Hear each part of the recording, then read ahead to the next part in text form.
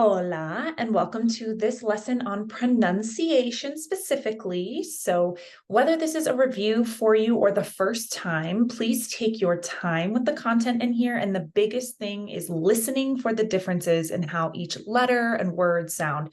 So if you need to, I would recommend pausing the video and then pronouncing yourself to repeat after me, or going back and listening to the whole thing again if that's going to help you, whatever your style is. But I'm going to go at a pretty quick clip because my goal is to keep these videos brief and attainable so you can finish them quickly. Okay, so let's get started. The first thing that we're going to look at today, all the way back up, is pronouncing each letter. Now, I'm not big on teaching the alphabet, but the only reason you're really ever going to need it is if you're spelling your name. If you have a name like mine, which is incredibly Americano, people might want to know how to spell Alyssa, or something that is not traditionally Spanish, right? So if that happens, you're going to try to spell your name letter by letter, and worst case, you could show them how it's spelled on a driver's license or a passport. But let's see if we can do this. It will be helpful later as well, I promise. So I'm going to go pretty quickly, and if you need to listen to it again, go for it. We'll start at the top with A, B, C, D, E, F, G, H, I, J, K, L,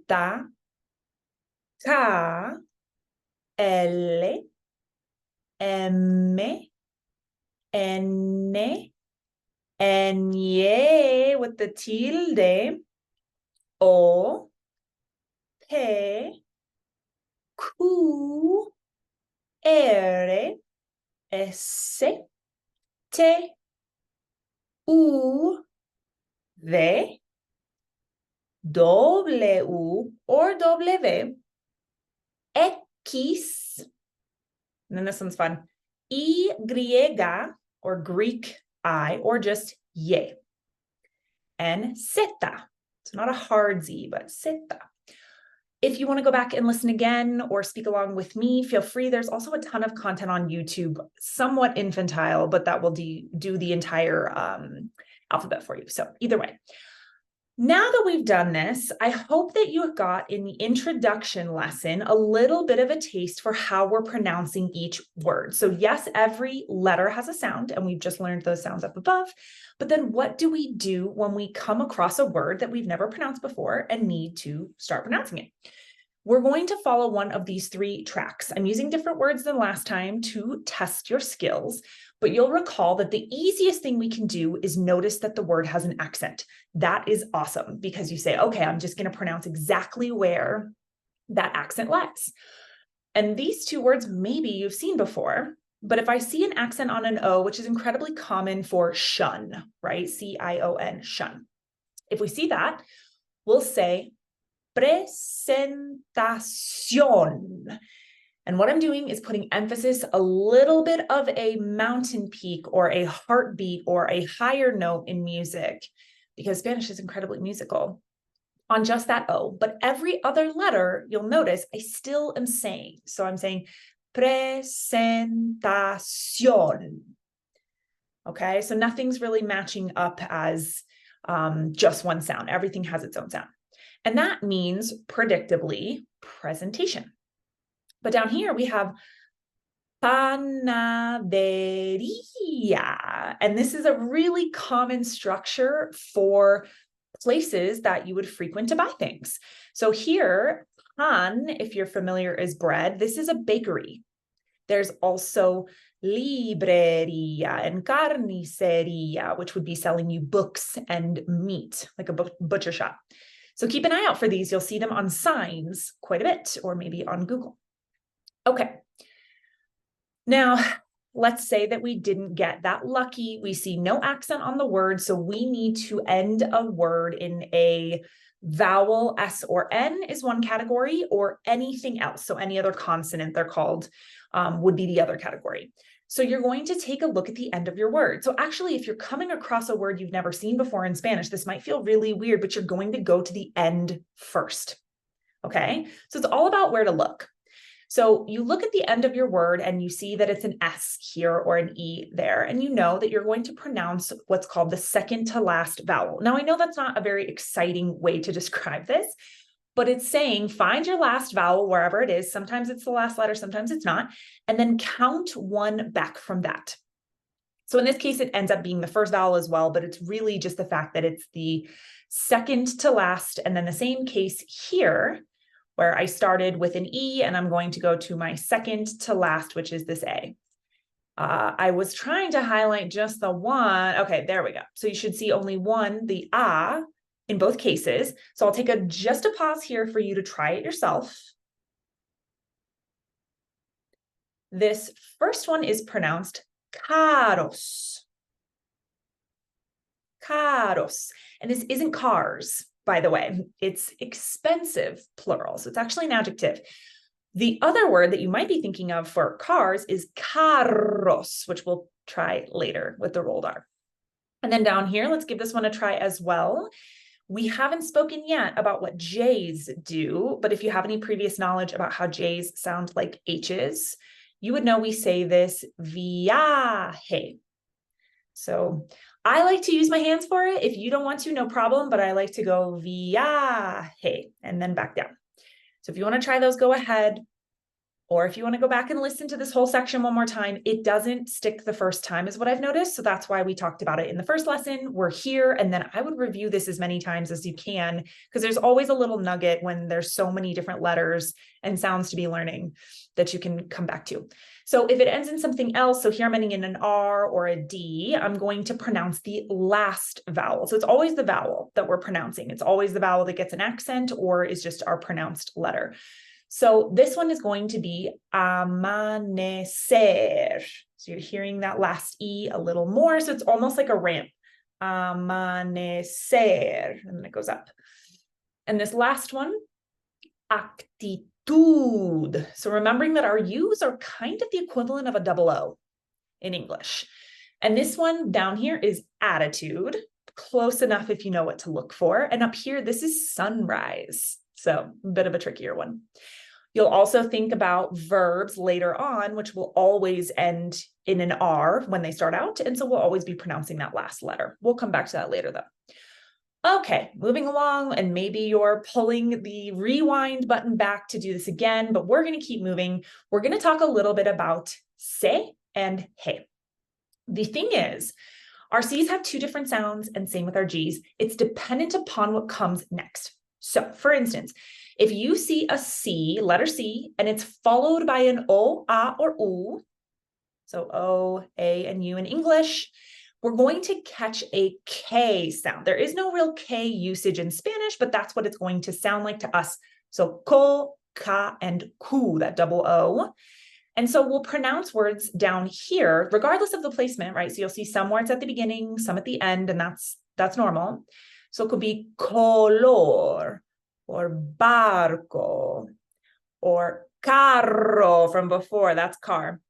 Alberca, empacar, cumulativo. We are so tempted in English to go cumulative, right? Because that's what the word is. But we want cumulativo, lost the end of the word. And then circunstancia is circumstance. So just remember, we have to be really intentional, not only with the letter itself, but what is following it, right? So these C's can be different. If, for instance, they're followed by the letter A or E, they're going to sound like a hissing soft S sound, like se and si. And again, placement does not matter. So we'll say cerrar, acertar, alce, cima, and conocimiento. Now, I know I'm not saying what these mean, and that's just for speed. So if you want to pause at any point and look some of these up, feel free. They're completely random just for the purpose of this exercise. And then I'm also going to pronounce this one more time because it's kind of fun. I don't do this often, so don't judge me. But in Spain, we're going to make each of these sounds with a lisp. So if you've ever watched a program or traveled to Spain, you'll notice that these are going to sound different than we expect in Latin America. So this one, for instance, would be And I'm doing it very dramatically because I don't do it every day. Acertar, seeing the tongue. Alce, okay? And then cima and notice the hard C. Conocimientos. We're only doing that lisp on soft C's. We also do it with Z's, but we won't worry about that right now. So just be listening. If you ever hear something that sounds kind of lispy, you can assume that that Spanish speaker learned their Spanish in Spain. Okay, let's talk hard letters. So if we've got a hard G or a hard G or soft C, right? Hard G, soft G. Okay, if we have a hard G, it's going to be the same thing as it was with C's. See how I'm getting all confused with all the letters? It's very difficult, even after many years. Go, ga, and gu are not just sounds that babies make, okay? These are our hard Gs. And if we scroll up ever so slightly, you'll notice they're the same following letters that we had with the C's. So I was trying to say, there's a lot of comparison. So we will sound like gordo, tengo, garras, salga, llegar, guantes, and segundo. So you'll notice this go, ga, and gu with the double O, okay? If you want to pause here and practice these or go back and practice even the first couple with the C's, go for it. I know I'm keeping it moving. Nobody wants to watch a really long video, right? And then also have to study elsewhere. So I get it. Now, we're going to sound like an H now. Okay, so before we went from sounding like K's to sound like S's with the C letter, now we've gone from a traditional G to he and he. Okay, and these don't sound any different in Spain, by the way. So, gente, acogedor, dirige are the E's, and then girar and sugiero. Okay? So if you want to practice your G's and your C's, a really great way to do that is in a workbook or a transcript or anywhere you're seeing Spanish being written, and just try to identify, there's usually a C or a G somewhere in every written text. Try to determine without looking or by checking, what is that G or C supposed to sound like, and then give it a shot out loud. Okay, let's talk J's and H's, or jota and h. So jotas are going to sound like ha, he, ho, hu. So if that's my first letter in each of these cases, even if it were somewhere else in the word, doesn't matter, but I chose just the leading for each of these. So you could see an example of each, and then the pronunciation. I try to do phonetic spelling, but I know it doesn't always work. So if you want to make a correction based on how it sounds to you, please do that. So we've got jornada, jarra, jeringa, and jugar. Okay, so lots of H.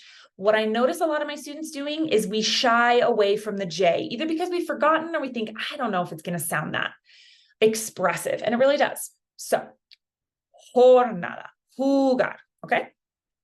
Even if it's in the middle, so if you've ever tried saying a word like trabajo with a J-O at the end, it's the same thing. Here are some examples. Enjuagar, queja, and enojo. Okay. Now, here's what I didn't mention. The H has no sound. So it goes away. It's a placeholder. It's not actually going to be pronounced. So depending on how you've learned Spanish, you might be using words with H's and not knowing you're supposed to spell them that way. It's not a huge deal. We're not taking a spelling bee or anything, but humanos does not sound like it starts with an H. And I mean, classic case is hola, right? If you've never seen it spelled before, you might think that starts with an O, and reasonably so. Hacer and almohada. So notice that I'm just kind of hopping over the H and going from the O to the A. Almohada. Very good. Now for our R's. Now, we will never again use a hard R. Let me explain. In English, we love a hard R, like I just said. In Spanish, we don't have it. We either have a rolled R, which you heard when I said the word car earlier as carro, and maybe we've heard this before, or it's a soft, gentle sound that you barely really notice is an R. So let's try a few. So if it's a double R, very obvious, but also at the front of the word. So for these examples, these first two, that's a rolled R. So it's going to sound like reto, rostro. Okay. Do you have to be incredibly dramatic with it? Probably not. You could probably just do reto, like a quick one, you know? Encuentro. Now that R was gentle, right? It's not encuentro, but instead encuentro. So it's nice and soft, almost just kind of pops instead of having this like claw to it. But this one, double R, querías. It's also got an accent. There's a lot happening in this word. So feel free to give each of these a try, and I know what you're thinking. If I meet with you frequently, or if we've never met, it's okay. I can't pronounce my R's yet. I can't do the roll. For now, then, you're just going to focus on the soft R. So let's make sure we get that one nice and easy, so we're sounding natural. And with time, I'm almost willing to bet you'll be able to figure it out if you keep attempting. I know nobody likes to try something over and over again that they're not going to succeed in necessarily. It's not a guarantee.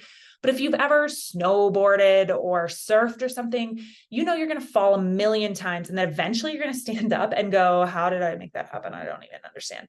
And then you'll just keep going, right? So trust the process. Down here, we've got elle and ella. Now, the double L that you see in tortilla and quesadilla, if you're ever ordering your food in Spanish, sounding incredibly legit, that's how it's going to sound. And it happens in plenty of places, front, middle, and towards the end of some words like tortilla. So this one is llamar. Callar. And notice my R's are really gentle, maybe a teeny bit of roll like I did the first one, maybe nothing, where it sort of just falls off, right? Because remember, I'm pronouncing a particular vowel. See if you can hear which one it is. Callar. It may sound like this callar is giving a little more action at the end, and it should, because our last letter is not an N, it's not an S, and it's not a vowel. So I know we've gone over that a couple times now in this video series. I'm sure you've been practicing as well, but it's not going to happen right away that we're able to identify where we put the emphasis in each word. So you just got to keep listening and trying, and that's how we'll figure it out. Then we've got levanto and elevar. Now, diphthongs, not a fashion statement, turns out. I'm not going to spend a lot of time on this, but we do have a couple examples where basically two vowels are back to back and they make their own sound. I'm not going to spend a lot of time on it because you're going to learn by doing, okay? So for instance, with these words, we've got aire, traigo, and farmacia. And the reason I'm doing that is because I'm actually counting these last two letters as one vowel sound. And I'm counting back from that to get farmacia. A very common thing we do as English speakers is say, I need to go to the farmacia. And that's not actually how it's pronounced. So just bear in mind, practice as we go, but be conscious, since we're very new right now or just reviewing, this will happen and it's going to make its own sound. Okay, we're going to keep moving and we're going to try something fun. Before we do, though, just notice that you can break up the party that is a diphthong by doing an accent. So oír, librería, which isn't actually a library, it's a bookstore. You got to pay for them. And creído. So just note that that allows me to put my emphasis just up on one letter. It breaks up the diphthong. Okay. We're going to finish this lesson out today with some pronunciation. I would listen to this twice or maybe pause right here, try to read each one, identify what rules I'm going to be using. Try it for yourself if you'd like to, but I'm going to go through this once. And then if you want to do it many more times, I would highly recommend that. Again, these words are random. So if you want to look up what they mean, feel free, but we're really just trying to look at these as a conglomeration of letters using a lot of different rules that we're going to practice. So let's give it a shot. We've got jalar for the first one. Hambre. Halagar. Australiano.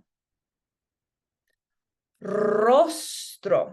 Now I'm going to pause here. We're paying attention not only to the letters, but the emphasis, right? So even if you just want to guess, or if you have this printed out, try to highlight the letter you're hearing me pronounce, or the one you think I should be pronouncing, and make sure that it all makes sense, kind of a sanity check. Okay, let's keep going.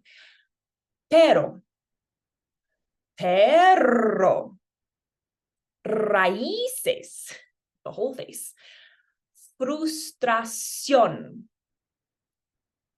cerdo, llamar, ellas, jengibre, calambre. This one's fun. Ferrocarril. Creí. Conocimiento. Carrera. Alcohol. I'll say this one more time. There's no H. Alcohol. And hemos hecho. Okay, if you want to pause right here and go back, this is a great time to do it because you'll want to try these for yourself. Maybe work backwards to forwards or check that your pronunciation matches mine by listening one more time through. Pronunciation is repetition, and you're just going to have to practice to get all of these músculos or muscles in your face to obey what you're trying to do. And eventually, if you listen to enough Spanish, speak enough of it, you'll start to understand what it should sound like. And you'll even be able to catch your own mistakes if you say something and think, it doesn't quite track with what I've been hearing or what Spanish is supposed to sound like.